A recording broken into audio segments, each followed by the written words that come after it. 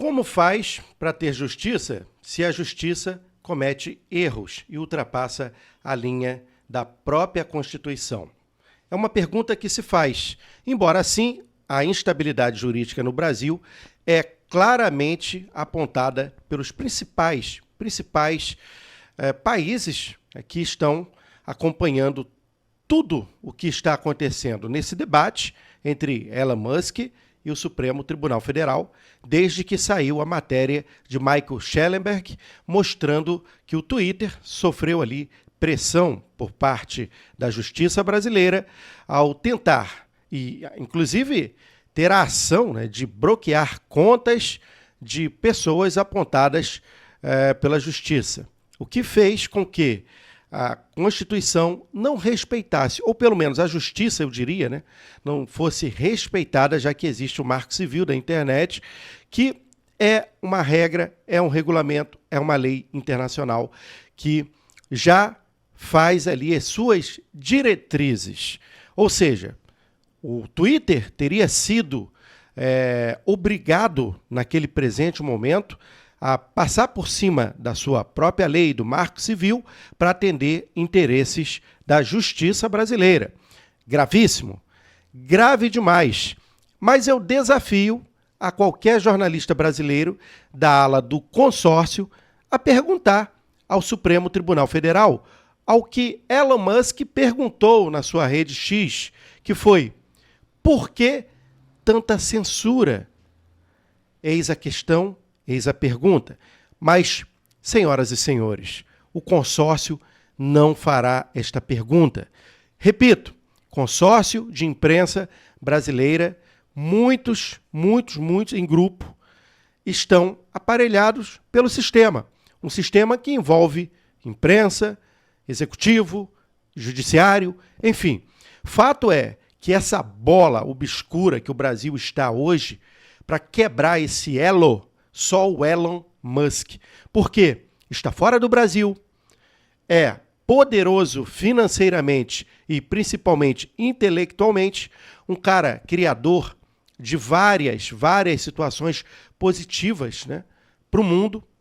Não só a questão dos foguetes ou da empresa de carro, enfim, que é carro elétrico, enfim, não só isso, mas também a sua capacidade de influência, que é muito grande.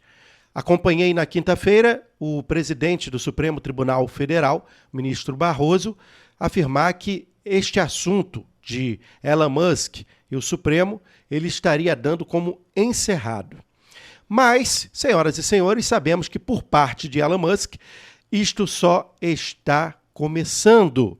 Porque, na verdade, para o brasileiro consciente, para as pessoas que estão entendendo o que acontece no Brasil, quando se há jornalistas perseguidos, pessoas censuradas, que têm que morar fora do Brasil, como a gente tem o caso do Alan dos Santos, entre outros, a gente vê aí vários jornalistas que tiveram que deixar o Brasil, inclusive uma juíza, por perseguição. Sabe-se lá os motivos, porque alguns deles tiveram contas de banco bloqueadas, contas bloqueadas também nas redes sociais e sem nenhum aplauso jurídico, sem nenhuma base jurídica que o fizesse. E mesmo assim tiveram que sair do Brasil porque lhes foram dadas até ordem de prisão. Quando a gente vive um Estado onde o próprio Estado está ameaçado, é, sem sombra de dúvida, um processo amplamente ditatorial. Para que possamos sair disso, eu olho lá no fim do túnel e vejo uma dificuldade enorme. E não estou querendo ser negativo, apenas consciente, porque estamos em uma instância onde a justiça não respeita a própria justiça, quando, na verdade, deve preservá-la. E, neste momento, o Brasil tem uma instabilidade jurídica enorme. E prova disso é olharmos o que foi feito pelos empresários estrangeiros. Recentemente, tiraram aqui do Brasil cerca de 24 bilhões de reais com medo de terem perdas. A gente viu, por exemplo, o caso recente da Petrobras, que por conta de pressão do governo atual, em cima do presidente Prats, a Petrobras, em 2 dias, perdeu 2% do seu poder financeiro. Teve um rombo enorme de mais de 50 bilhões. Isto por conta de falas do nosso poder executivo. Enquanto as consequências disso tudo é um país envolto de censura, perseguição à direita, tá? Por parte da imprensa e de alguns membros do Poder Judiciário, e, além disso, ninguém pode falar mais nada. As redes sociais, o Twitter, que é hoje o X, foi o único que se posicionou porque Elon Musk teve acesso a essas conversas e achou isso um absurdo. E quando ele achou isso um absurdo, veio a matéria do Michael Schellenberg, que acabou explanando ainda mais, e quando o Elon Musk fez questionamentos à justiça brasileira, isto acabou ecoando pelo mundo todo. E hoje, o mundo, mais do que nunca, sabe que o Brasil não vive numa democracia plena. Nossas liberdades estão sendo cerceadas. E tem gente que ainda defende este governo que está aí, ainda defende o Poder Judiciário. Tem gente que bate palma. E o que assombra é que são jornalistas de conceito, pessoas que de certa forma, estudaram, no mínimo, para entender aonde que a justiça pode chegar ou não. Porque ninguém pode estar acima da Constituição brasileira. Os guardiões precisam guardá-la e, acima de tudo, antes de guardá-la, também precisam respeitá-la. Ou seja, seguir à risca. Como diria Jair Messias Bolsonaro, andar dentro das 4 linhas.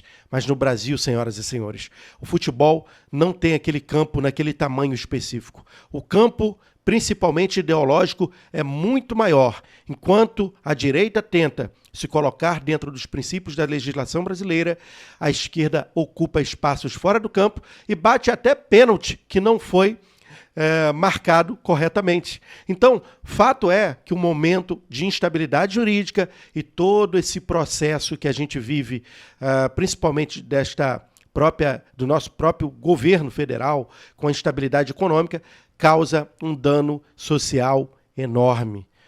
Vamos sair dessa? Eu espero que sim, mas ainda temos apenas uma pequena luz no fim do túnel, que se chama Elon Musk, que ao menos está conseguindo falar para o mundo e mostrar o que a gente vem denunciando, que o Brasil não vive um Estado de direito democrático mais. O Brasil vive uma instabilidade fora do comum. E são fatos, porque a gente sente na própria pele.